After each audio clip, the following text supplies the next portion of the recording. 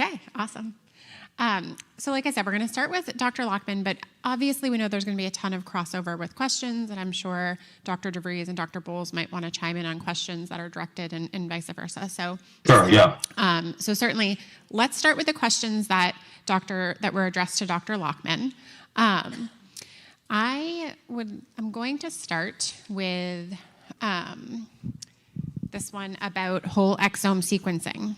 Does whole exome sequencing testing test down to the level of proteins to identify mutations, or is this only done through scientific research? Whole exome sequencing is only looking at DNA, and from that we can glean the change in protein.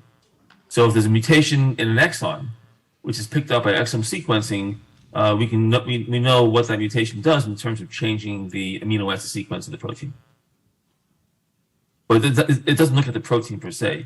Now, to look at the protein, if you want to look at the change in the structure or function of the protein, there are other tools that can be used. So it's DNA first, and then from that we can figure out the protein. Great. Another question about whole exome sequencing. If we had our whole exome sequencing tested... By the way, Bert can also certainly answer this. Go ahead, yeah. If we had our whole exome sequencing testing done 4 years ago, should it be reran to identify any other mutations that could contribute to the neuroregression research done around other mutations? Maybe Dr. DeVries can answer that question. I have opinions, but he's closer to this than I am. So basically you do whole exome sequencing to make your original diagnosis. Personally, but that's my opinion, I don't recommend retesting. You have your diagnosis. At a certain moment, we might know more about other variants that are actually may add to the what we call the phenotype. But we're not there yet. So at this moment, it doesn't make, in my opinion, any sense to do. It's to some extent a waste of money. Unless, and that's what Dr. Ball's mentioning, if you want to, it's more known about the variants that might influence the vomiting, the cyclic vomiting syndrome. But then again, and it's also a matter of money. Do you spend it on that, or do you spend it on something else? Yeah. On a research level. Yeah, go ahead. Sorry. If you have a specific question like why does the child have cyclic vomiting or seizures or anything else, it can look for other abnormalities that might relate to those other issues as well. If you had it 4 years ago, it's probably don't have to do the resequencing, but they can take the same data off the computer and reinterpret it. The only addition, that's certainly one reason to look at the data again. But if you're going to spend the money later on a research level, whole genome sequencing might be of value because that will potentially identify mutations that are occurring in so-called regulatory domains, regions of the genome that control the expression of other genes. So there must be other genes that are playing a role in the different phenotypes that we see. And you might be able to pick that up later on when the bioinformatics tools available to look at mutations in regulatory regions come online. But that would also probably most likely be on a research level and not on a clinical level yet. So I fully agree. That's research level. We don't. The whole genome is highly interesting, but we don't know. We don't know much about it. So currently, this won't be additive and very costly. Thank you. So this one, I think, is a general question I've had, and I'm sure everyone here might want to chime in on this one. If the gene PPM1D isn't producing the correct protein, why can't lab-made protein be introduced intravenous or otherwise to assist or moderate JDVS? You guys want to go first? Yeah, I can go. Let me see. So now, the thing is, so replacing things, so your target will be the brain. Getting proteins into the brain is very difficult. So that's one thing. And it's not only getting it into the brain, but you need to get it in all cells. That's the second thing. And the third thing is you don't even should bring it to the brain, to all the cells, but also in the right quantity to all the cells, because you don't want to overdo it or underdo it. Of course, these are reasonable thoughts. That's how people think. Not lay people, clinicians as well, and researchers as well. But it's all a balancing act. So the brain is a difficult target, difficult to target with proteins at the moment. And in the future, things might change a little bit, and there are opportunities we're thinking about. Yeah, that's certainly correct. PPMD is a very large protein, and large proteins don't go into cells that easily. So if you want to manipulate PPMD, it'd have to be at a genetic level. And that genetic level might actually be turning off the PPM1D gene because there's probably overactivation of the phosphatase. So that aspect, that's a possibility, but not at the protein level. That would be done at the genetic level, introducing some genetic inhibitor of PPM1D to reduce its expression. Proteins won't get into cells like that. Proteins that size won't get into cells. That's what I was going to say. Remember, there's two alleles, one from the mother, one from the father. One has a mutation, the other one is normal.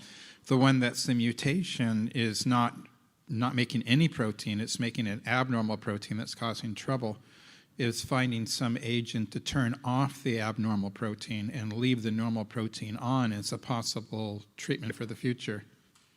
But it would be that you would be coming up with it. No, yeah. So there are dozens of options, and they're all theoretical at the moment, I think.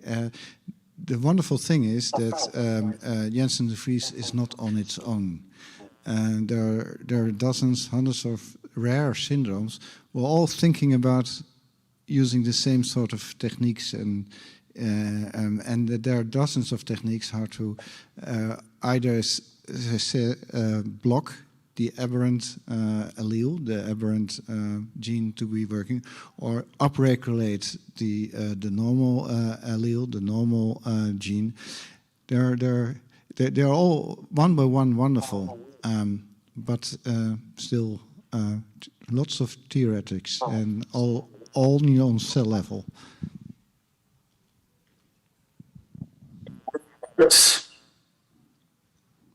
Great, thank you. So many questions fell in this category. Have you researched or identified any factors, or is there any research on what might cause a PPM1D mutation? Similarly to that, does it matter where you fall on the exon in regards to how you expect those children to be more similar versus exon 5, exon 6, et cetera? Bert, you want to take this? Yes, I can take this.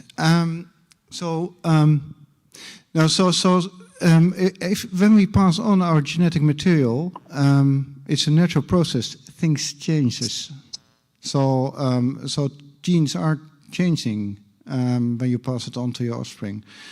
In general, if you only look at the gene level, then and the genes are only 1% of the whole genome of all your genetic information.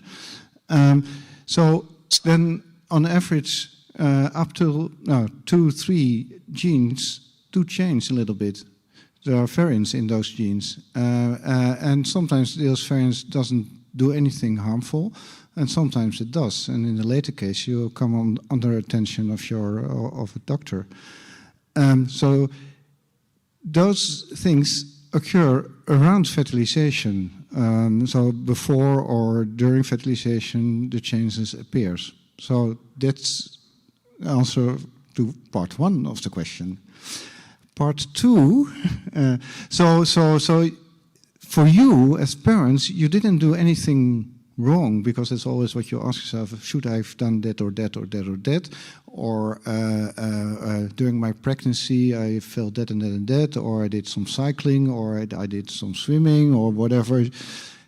No, you didn't know anything wrong. This is just, sort of a natural process. So that is answer 1. And B was what?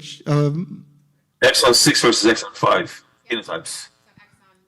Oh yes. So the exons. Currently, there is no difference. So it's the same process. So what you do make is a truncated, a shortened protein, and as Herb mentioned, the phosphatase, the enzymatic activity remains. However, there is this sort of what we call nuclear localization signal, and that should make the protein go from the cytosol to the nucleus, and that's distorted. That's not functioning anymore. So the idea is that there might be a little bit too much of this phosphatase in the cytosol, and there are lots of processes are happening in the cytosol. So currently there, and I spoke with a couple of parents and say, yes, we think exon 6 is different from exon 5.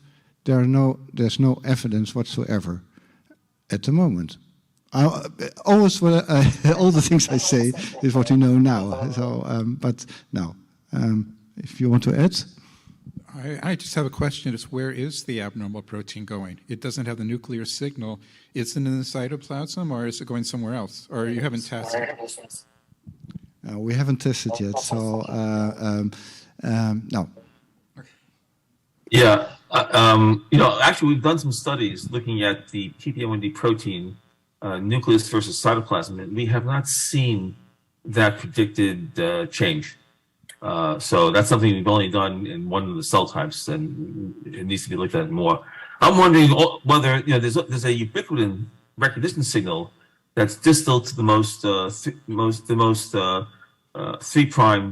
exon 6 mutation. I'm wondering whether it's just not getting properly degraded. That's why there's an increase in the half-life. But there may be several mechanisms happening at the same time. But we looked at the nuclear versus cytoplasmic and didn't find any major differences. Have you done that at all in any of your cells, Bert?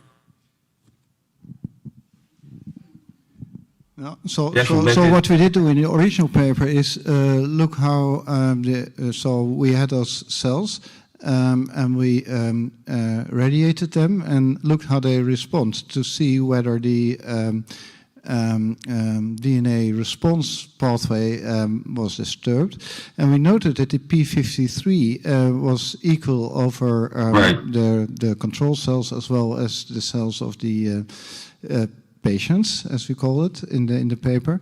So meaning that on that level, p53 was not influenced by any regulation from the truncated protein. And that's what we did.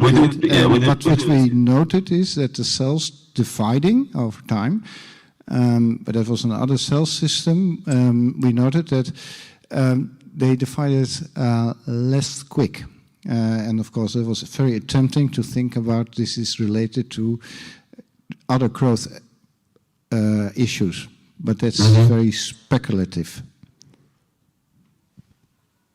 Yeah, we're also looking at the effects of UV radiation on iPS cells and microglia. I have nothing to report yet, but we're looking into that. And we did also find that no change in p53 phosphorylation. So it is much more complicated than just saying, reiterating what people have found in the cancer community. It may not be happening in somatic cells that easily. There may be other mechanisms. Yes, maybe I can add this. So for us, it was sort of reassuring that this DNA response pathway was actually doing fine. Again, in an artificial setting. And I don't know, probably it's one of the questions on my board. We don't currently have any signs that there's an increased risk for cancer. So based on all the knowledge we have, there is not additional evidence. And of course, there are some anecdotal data that there might be, but no. So if you start looking up PP1D on the internet, and most of you probably have done this, then you get all those dozens, hundreds of papers on cancer. I am dealing with lots of genes related.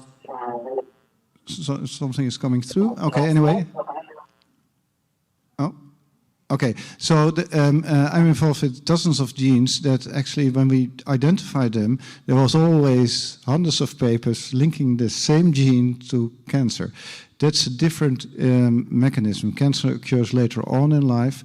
It seems, and I'm intrigued by this already for years, and I discussed it with people doing the oncofield, and say there must be some early in development some mechanisms why these cells do well and are sort of protected against any misdoing in division over cells, because otherwise there won't be a little baby or boy at the end. Great, thank you. This is, Dr. Lockman, based on your studies. For the 3 cases that have neuroregression, do those cases also have other identified second or third mutations that are contributing? And is there a concern for the greater JDVS community in regards to neuroregression? No, I would not concern. It's very minimal because we already have the experience that very few patients have this. In one case, we have a putative mutation that acts on the DNA repair pathway that might be a contributing factor. And this individual did very, very well as far as JDVS was concerned, and had a series of severe physiological stresses happening over a several month period of time. So it was a very unique set of circumstances. And then we had one case of PANS, who was diagnosed with PANS prior to JDVS. And I don't have any additional DNA sequence information on that individual. But that's something I would actually like to look into. But the only one, so right now, one case, and that one gene that we found is a putative contributing factor. We don't know for sure yet. Do you guys want to add to that at all? Or? I can always add something. You're mentioning this young woman, I guess, Herb. No, I'm not. No, I'm not. It's somebody else. You're thinking of the S44W mutation. No. Okay. We had a bona fide exon 5 JDVS mutation. Okay. Yeah. Okay. Yeah. Okay. Then I won't say anything. All right. Dr. DeVries, a couple of questions for you. Our son, 13, is under the UK Genetics Clinic in London. They're recommending no growth hormones as greater risk of cancer. Do you have any views or knowledge or comments on this? Yeah, so it's normal that you think, okay, my child is not growing well, so let's give him or her growth hormones. The thing is, for using growth hormones, there's one major criterion, and that's that there's not enough growth hormone produced. There are a couple of cases with JDVS where this is the case. So then growth hormone suppletion is okay. But for relatively, and we also have experience for other rare syndromes like Turner syndrome, not so rare, but still it is, Prader-Willi and other syndromes where it took years before people were able to evaluate whether growth hormone is actually working. And for some it's working, for some syndromes, and for some it's not. Currently, and that's also what I mentioned this morning, we are looking at a relatively novel young syndrome. And at this stage, there's no evidence that growth hormone does work. There's no. I know some of the children are on growth hormone.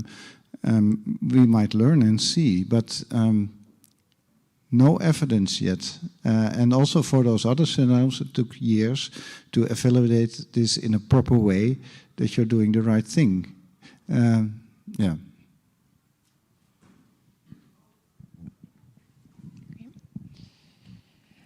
How can parents, and this I think goes to everyone, how can parents help with building the natural history data? Is JNIDA still the resource go-to? Yeah, so the answer is not anymore. So JNIDA, we built up a collaboration from Nijmegen for several syndromes in Strasbourg. The idea was that the Human Disease Gene website series was supposed to collect data from the professionals. That's what I showed. Maybe you already have had a look at the website where the professional can fill in clinical data.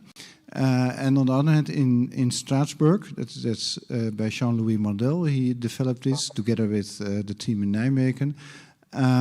Started collecting clinical data through the, not clinical data, but parental data. They're also clinical, of course, with long questionnaires.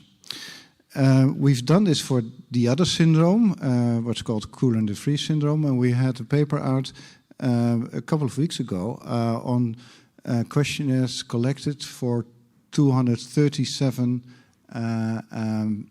children, so filled in by the parents. And they were helpful. They gave some new ideas. My younger colleague, and that's Dr. Coulon, because of the Coulon-de-Vries syndrome, and he was a PhD student under me as well, like Sandra was under me as well.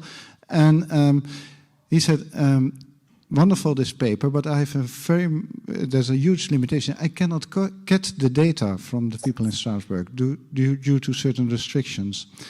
So we decided to stop this for the Coulon-de-Vries syndrome and do this under the wings of the Human Disease Gene website series, which allows us to get to the data and to make the link between the professional data and the parental data. And this is also what we're going to do for Janssen-de-Vries syndrome, because then we can actually work with the data and yeah, then it's, yeah, sounds a bit silly, but it's in our own hands. And that's important if you have data.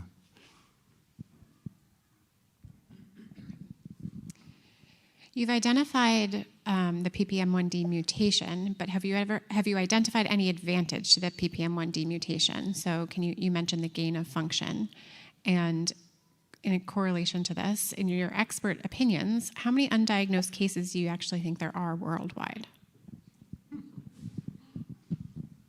On the last question, I don't know.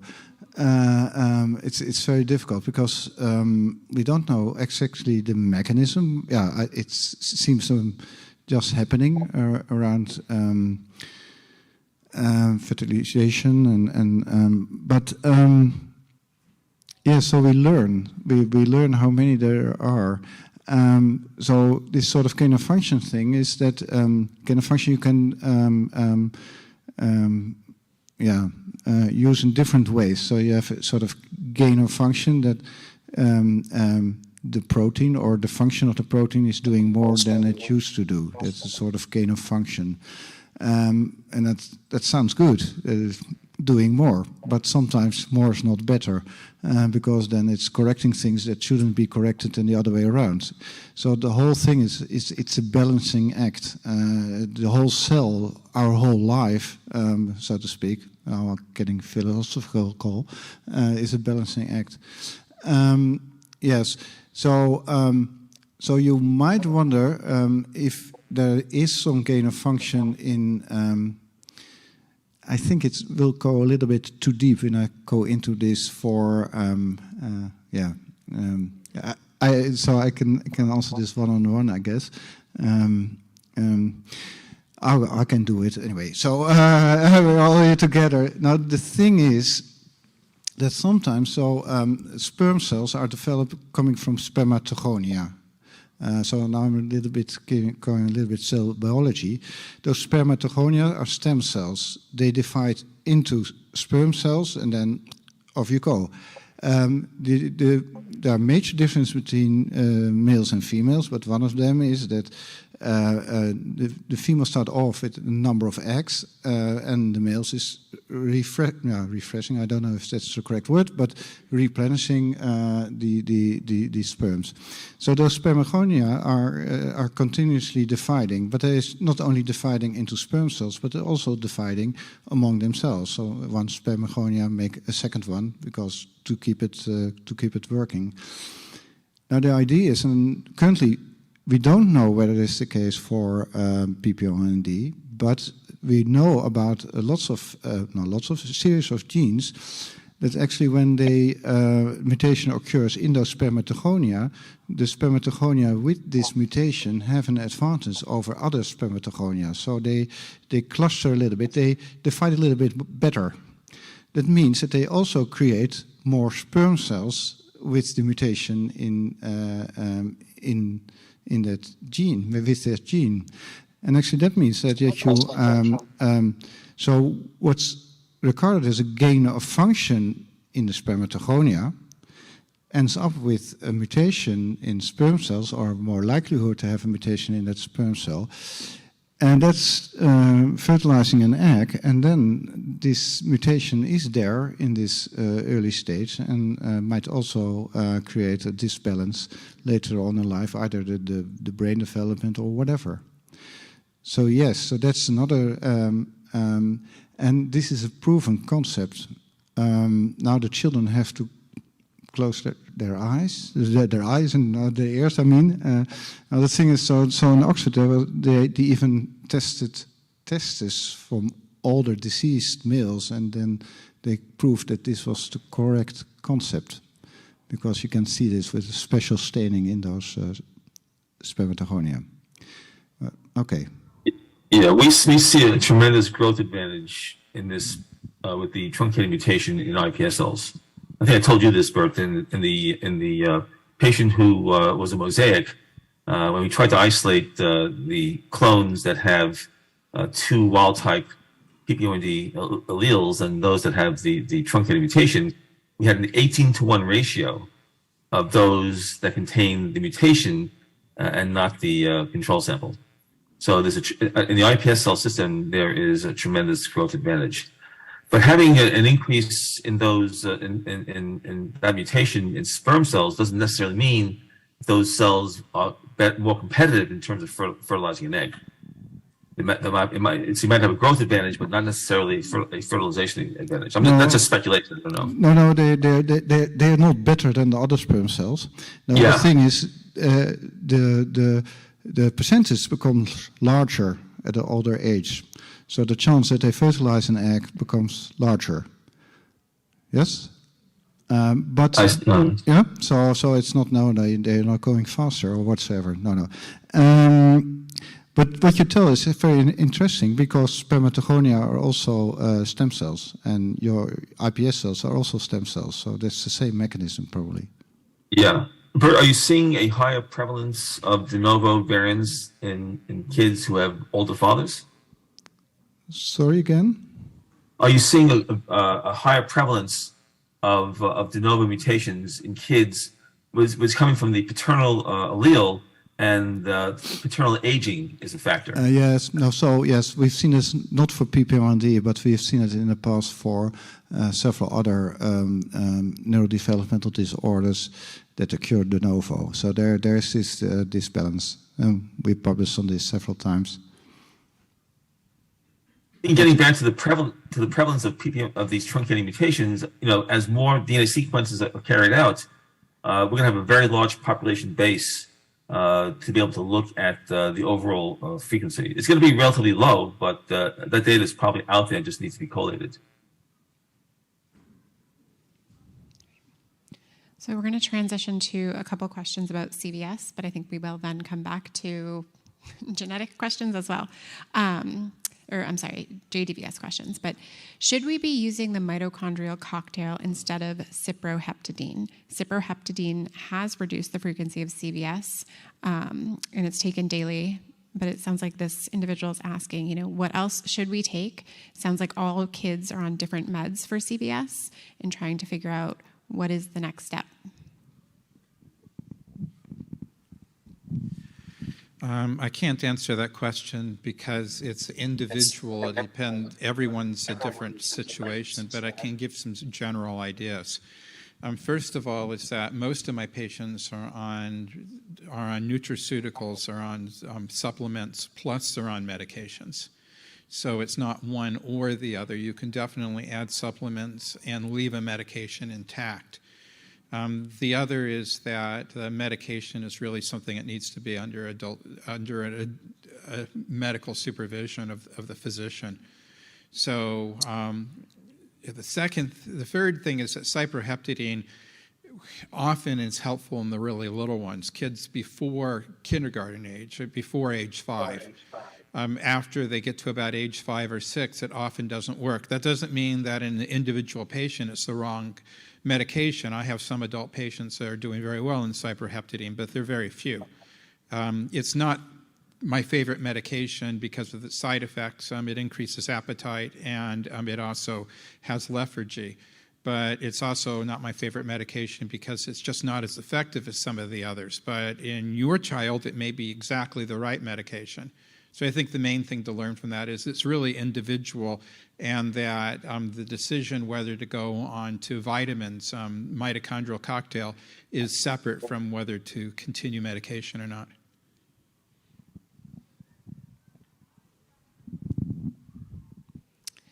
This family knows that based on your presentation, Dr. Bowles, that their child, or actually adult, has CVS, but their doctor doesn't agree. Do we give them your papers? Do we need a new doctor? How do we advocate? Well, CVS is a phenotypic definition. It's just based upon having multiple episodes of nausea and vomiting. I mean, if your child has that, your child has CVS, the better question is why does the child have CVS? I mean, what is the cause of that? If your physician is totally not listening to you, then maybe it is time to get another doctor.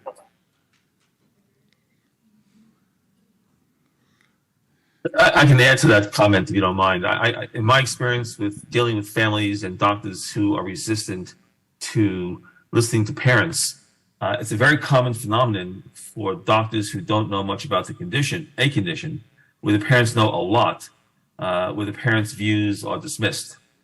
A lot of doctors feel very territorial, and they will just dismiss things that they may not know that the parents do know.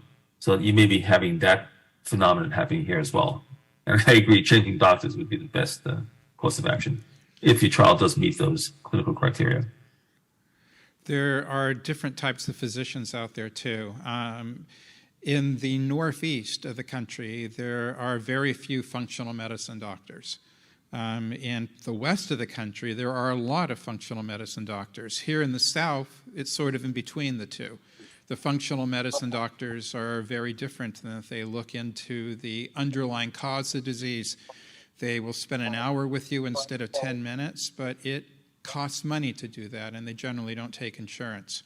So I would suggest, as I'm looking in at a functional medicine doctor, there's a whole society called MAPS, M-A-P-S. If you look under MedMaps, you will find not charts of countries or whatever, but you'll actually find the organization.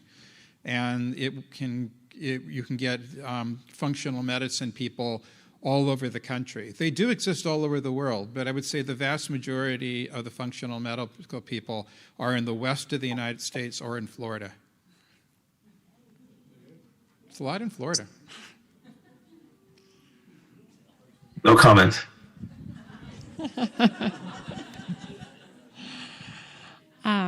Is CVS separate from stomach or abdominal migraines? If so, is it common to have both? You can look up the Rome criteria for cyclic vomiting syndrome, and you have nausea and vomiting in episodes. You could look at the Rome criteria for abdominal migraine, you have episodes of pain. What if you have both? Well, you meet both criteria. Personally, I think they're exactly the same condition.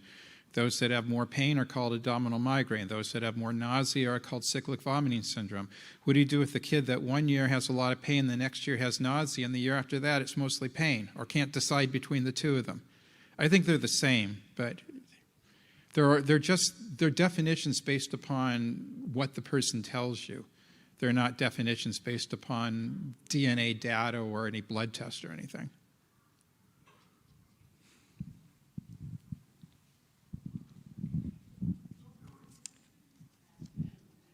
This question again is about CVS.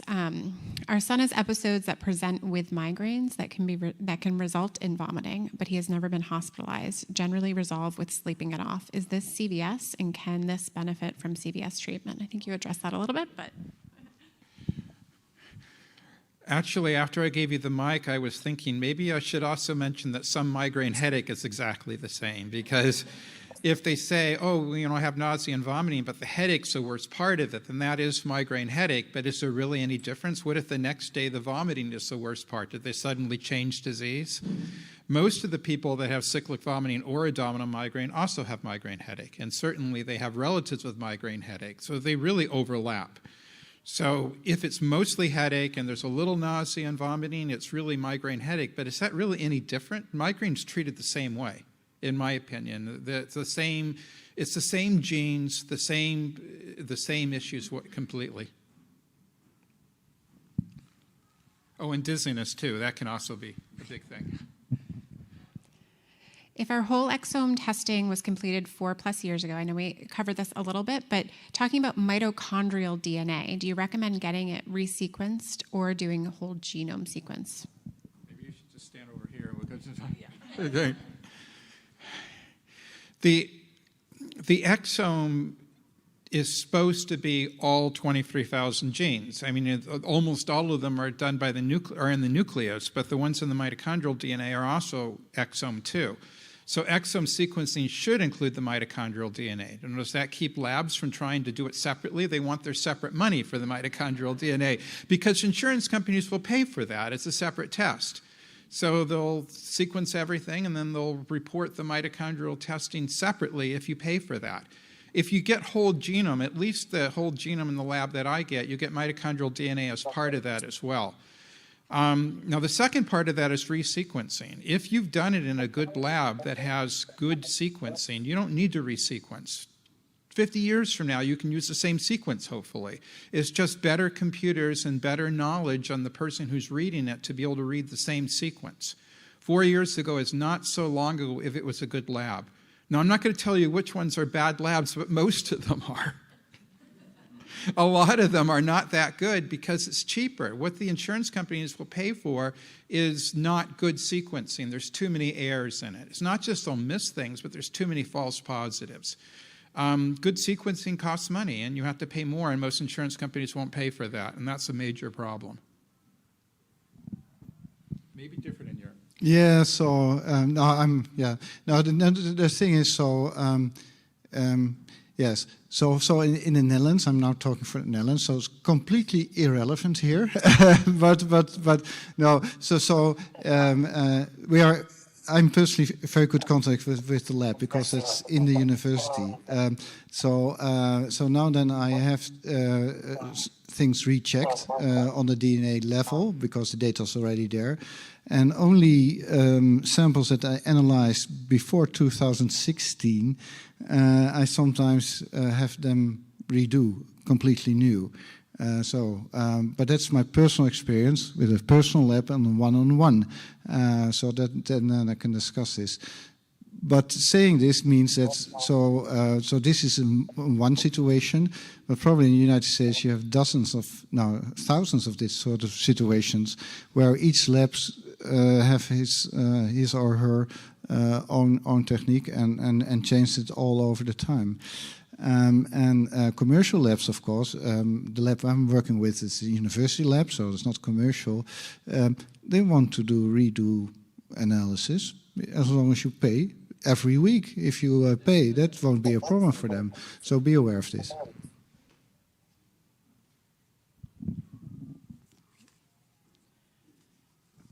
Dr. Lockman, another question for you.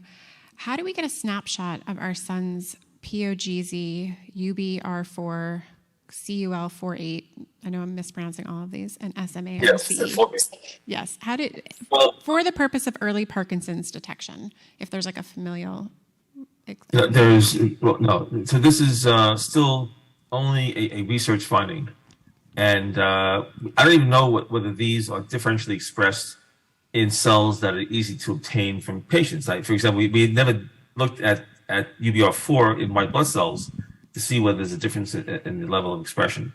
So right now we just don't know. And even if you have, let's say you do have an altered level of UBR4, it doesn't translate, as I tried to mention in my talk.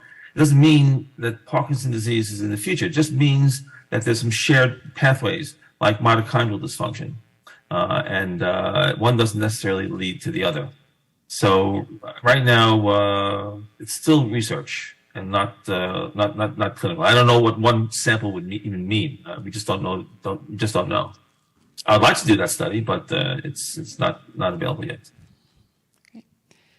A lot of our families deal with severe behavior dyscontrol at times that are potentially caused by physiological factors, and we're just wondering if the three of you could comment on like how best to manage, or what have you seen in terms of management of behavior issues related to JDVS?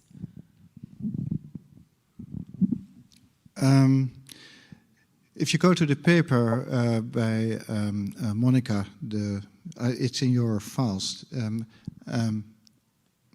There are some discussion points there.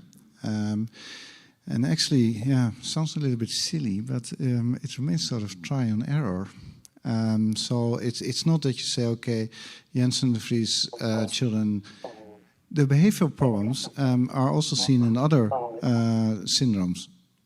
And some are more aberrant, and some are more. So it's hyperactivity. It's making contact, very open, but on the same time a little bit too open sometimes. Just see what works for your child.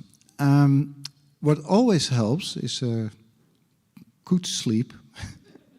Not only for the child, but also for the parents. I usually, so you record it as a joke, but it's so basic because it works on. I mean, if we have had a good night of sleep, we are grumpy in the morning and itchy as well. So sleep is underestimated.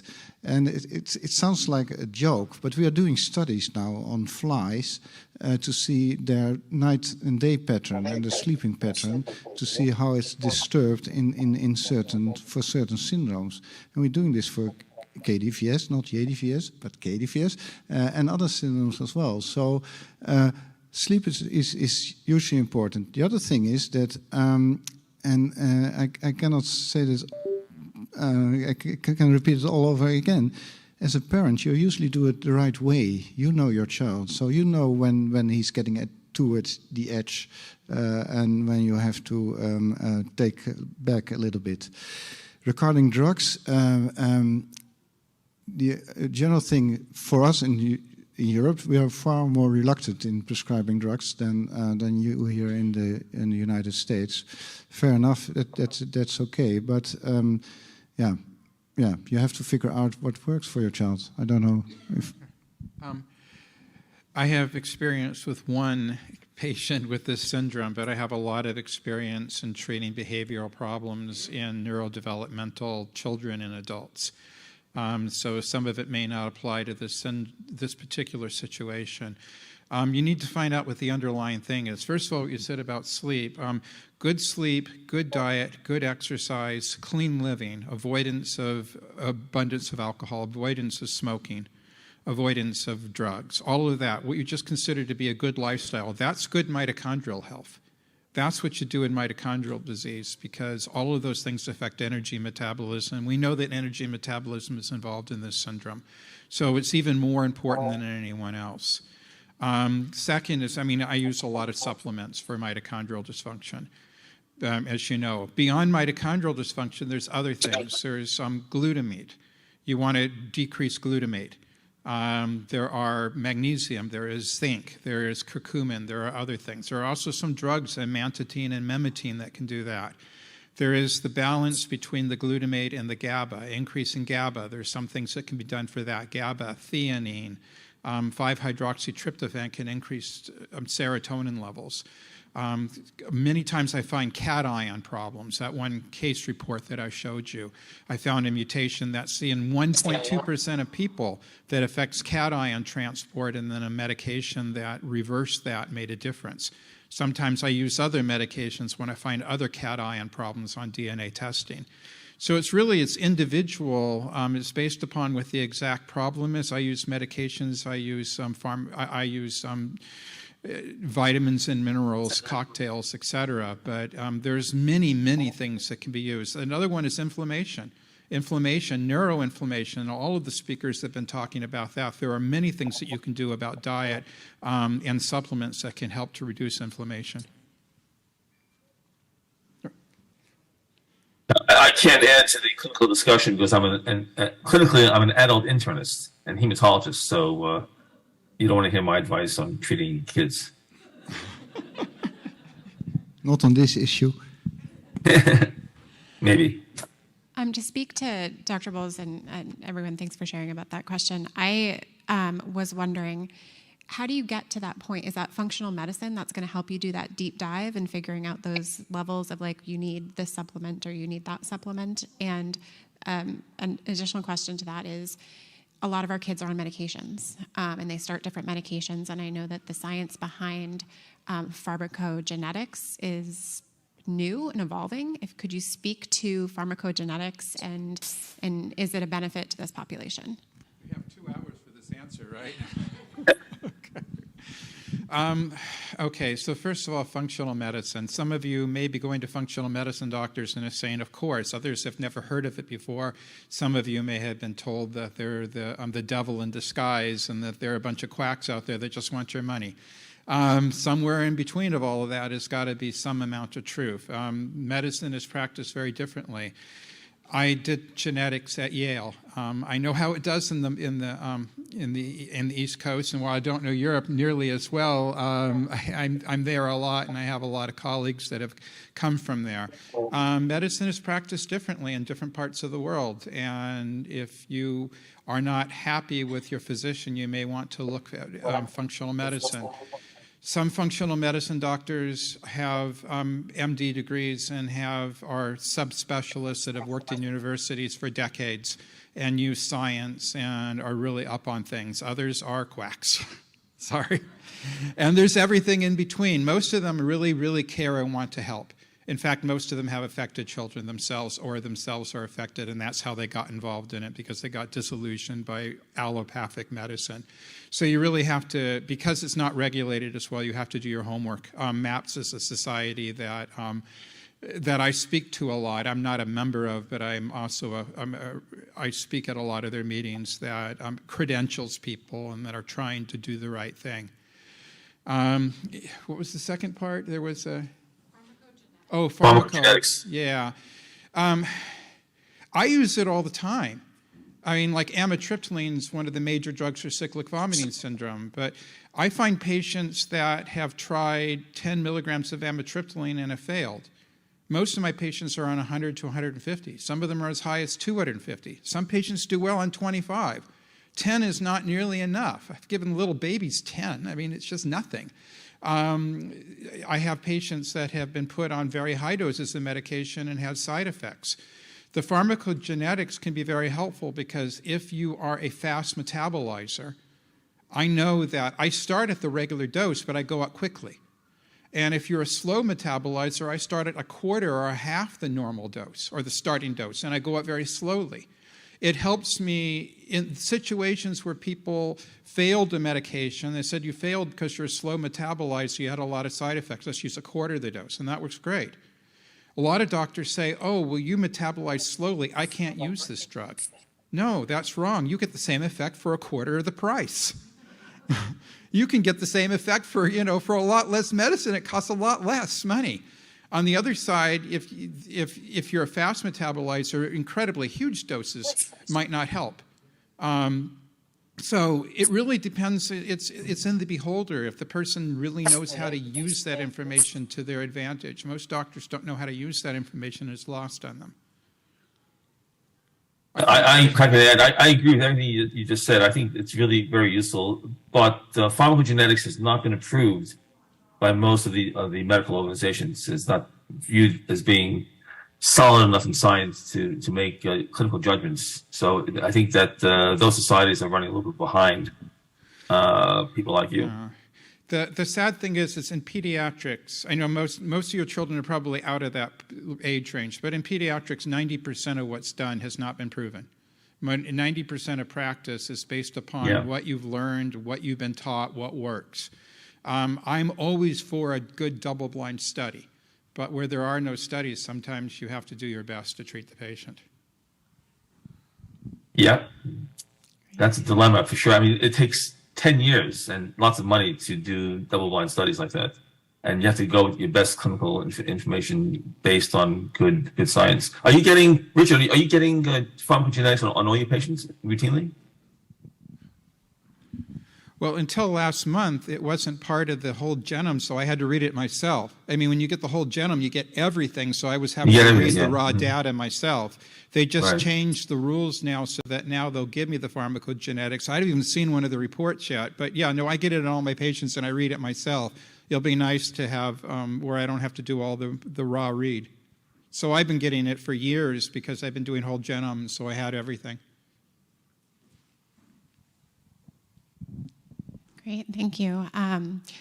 I know that there are probably a lot of questions that have come up about, well, how are families treating this? You know, have other families done pharmacogenetics and, you know, experience with different medications? And we'll have time as a community to come together and share our stories and talk about the medications that we're using and talk about our experiences with different types of physicians tomorrow.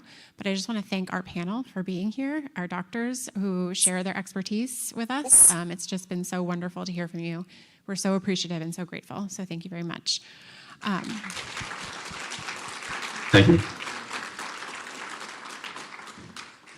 We're going to take a 15-minute break. There's coffee and snacks out there, and then we're going to come back, and Mr. Ryan Platt is here, and we're going to do our financial aid panel. Yep, Kathleen? Oh, okay. So we'll see you in 15 minutes. I have just a quick thought.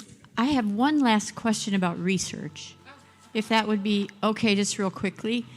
I also have access to geographical referrals for CVS experts. It can help with that. If you could prioritize something like JDVS Foundation efforts toward research, is it easy to pinpoint 1, 2, 3, 4? Looks like you're ready to spit it right out here. Lovely question. Yeah, so I take this, I guess. Basically, they are the three things I put in my conclusion. So we need to know more about the natural history. That's not going automatically. You have to collect those data, you have to analyze those data. That's one thing. What?